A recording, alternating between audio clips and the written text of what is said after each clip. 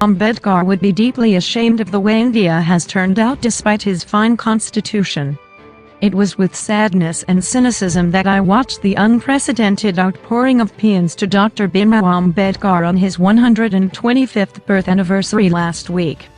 It was with sadness and cynicism that I watched the unprecedented outpouring of paeans to Dr. Mhow Ambedkar on his 125th birth anniversary last week. Sadness because I believe that a country as young as India needs new heroes who come from public service and not just cinema or cricket. And these paeans reminded me of how few there have been since 1947. Cynicism because when I listened to political leaders fall over themselves trying to claim Ambedkar's legacy, I saw shameless hypocrisy. As someone who is sickened to the core that a job like manual scavenging continues to exist in India, I found myself wondering why the leaders who sang praises to Ambedkar last week did not show the political will to end this awful practice decades ago. Ambedkar's home state Maharashtra is ironically the biggest culprit. The census of 2011 found 794,000 cases of manual scavenging, of which 63,713 were in Maharashtra. Other states also allow the prevalence of this most repugnant of jobs, including Uttar Pradesh, that has been ruled for more than one term by a Dalit woman chief minister. The majority of manual scavengers are women, and there could be more than 1 million of them since the Indian Railways spreads human excrement across the length and breadth of India. Now what is the point in singing praises to India's most famous Dalit leader if we cannot stop the railways from enforced manual scavenging? This column has few heroes, but Ambedkar is one of them. I admire him for his ability to have been able to see India's warts and sores and evil practices at a time when every other political leader was wrapping himself up in the national flag. When Gandhiji saw rural India as idyllic and innocent, Ambedkar pointed out that India's villages were cesspools of superstition and casteism. He is right to this day. When every other leader of the freedom movement recommended socialism as the economic path forward, Ambedkar talked of capitalism. He was right. And today the most ardent supporters of economic reform are Dalit entrepreneurs who say openly that free enterprise is the biggest weapon against casteism. It is my considered opinion that India is a poor country only because, instead of free enterprise, we have had a virtual economic dictatorship imposed upon us in the name of socialism. Since this system was unable to create wealth or even begin to lift the poor out of poverty, we had affirmative action in the form of reserved government jobs and admission to educational institutions. Is it not time to ask whether reservations have worked? Powerful rural caste groups these days have taken to burning public property and, in the case of Haryana, whole cities in their passion for reservations. When they take time off from violent protests, they say that all reservations should be ended if they cannot be included. It could be time to take them up on this. Reserved government jobs and reserved seats in schools and colleges have become the excuse for governments to absolve themselves of their responsibility to build enough schools and colleges and an economy that creates real jobs. If there was not a permanent shortage of these most vital things, there would be no need for reservations. In schools and colleges, reservations now come in so many categories that about the only children who find it hard to find admission are upper caste Hindus. During the 2014 election campaign, I spent some time talking to students in Banaras Hindu University, who said they were voting for Narendra Modi because they believed he was the only political leader who had the courage to end reservations. At the other end of the scale we have the sort of discrimination that forced Rohit Vemula to commit suicide. The ugly truth is that our institutions of learning have been turned into battlefields in which casteism has become a weapon to be used in different ways. The ugly truth also is that if Ambedkar were alive today, he would be deeply ashamed of the way that India has turned out despite his fine constitution. This is why the word Parivartan had such resonance in the last general election. We need new heroes, new ideas, new jobs. new institutions of learning, and above all a new dream, because the old one has been poisoned by cynical leaders who could not care less if young Dalit girls spent their whole lives cleaning upper caste excrement.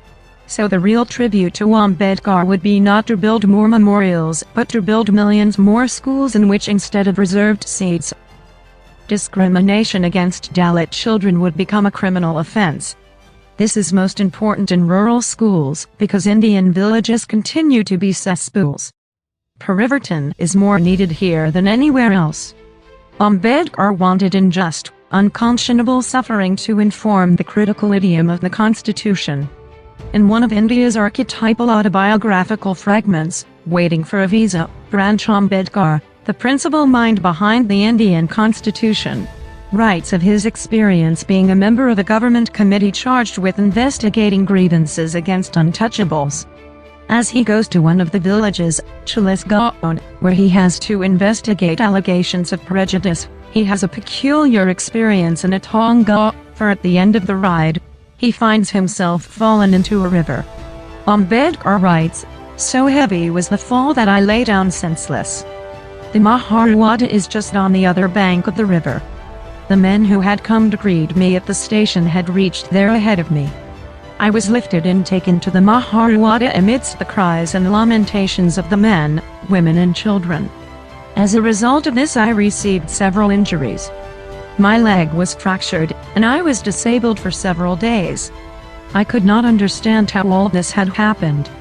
He realizes that the reason for all this was that none of the regular Tongawalas wanted to drive with an untouchable on board, and hence one of the untouchables in the village, someone who had no experience with a Tonga, had volunteered. Ambedkar continues his account, not without humor and sadness. The man took the reins in his hand and started, thinking there was nothing in it. But as he got on, he felt his responsibility and became so nervous that he gave up all attempt to control. "To save my dignity, the Mahars of Chalisgaon had put my very life in jeopardy. It is then I learned that a Hindu Tongawala, no better than a menial, has a dignity by which he can look upon himself as a person who is superior to any untouchable, even though he may be a barrister at law."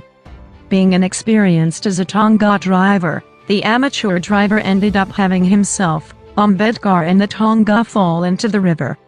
Ambedkar does not tell us of how his investigations proceeded in that village, for the incident of his humiliation in the river encapsulates how insidious the problem of social inequity was, the wide gap between lived experience and the lofty, platonic world of law and committee work that he had come to the village for.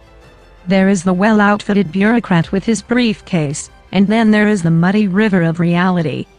The autobiography glides on to a later incident, choosing not to dwell further on this syndrome of humiliation. This tone of distance and detachment, even when talking of something personal and complex, is something that will haunt many later Dalit memoirs. In these memoirs, it often seems that personhood is melted. On the one hand, this melting of individuation might result in a detached, chosen subjugation of personal identity to a larger caste solidarity, but on the other hand, there is a sense of the awkward, even ridiculous body in a river looking up at his community's equally helpless lamentation.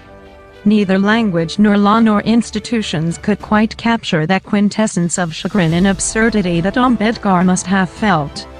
Experience, not least in its pathetic dimension, captures in an irreducible manner the wound of injustice that cuts one open, making one lose one's moorings and sense of a coherent, regular world in which moral action and thought matter and are effective.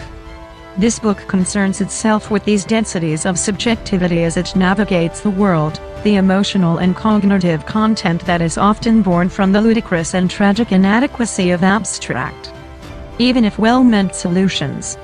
Ambedkar, in Chalisgaon, is already addressing the issue of untouchability from a high level. He is a senior governmental official.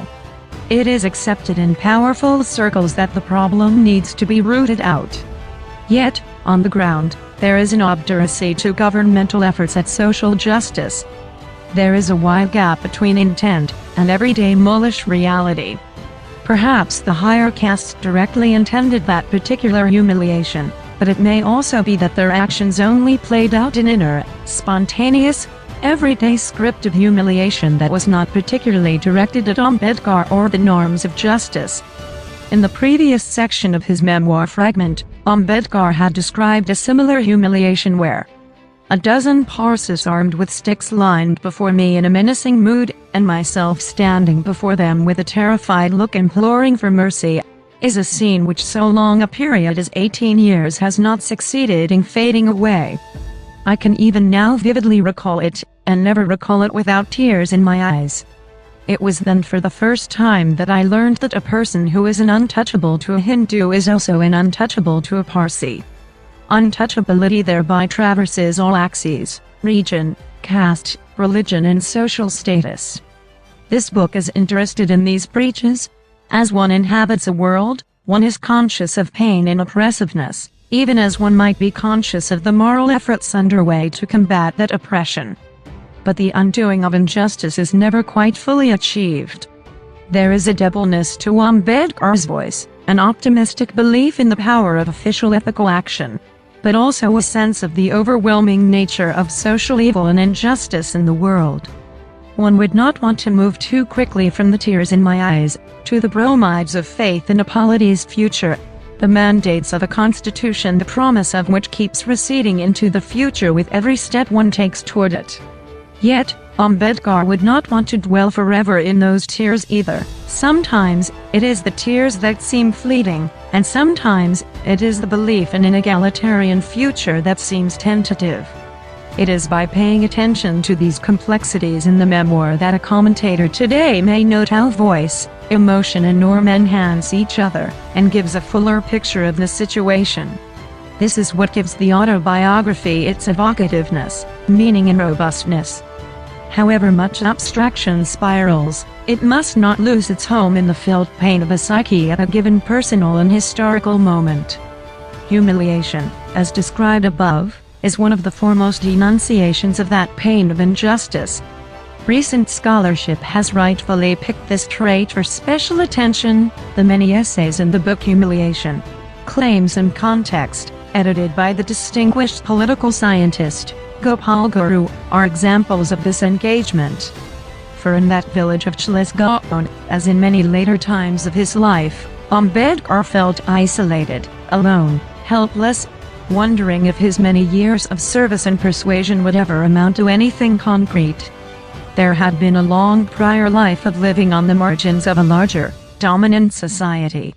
It is no surprise that he insisted that the critical idiom through which democracy should play out in the Constitution was this notion of unjust, unconscionable suffering. The first-person experience of Ambedkar is linked to the more abstracted rights, representation, and protection-based discourse of disadvantaged groups preserving themselves against a self-perpetuating elite that seeks to stamp out individuated diversity. One cannot thus avoid the question of how these experiences of first-person selfhood relate to the third-person regulatory abstraction of the minority and human rights that are foundational to Ambedkar's vision of the Constitution.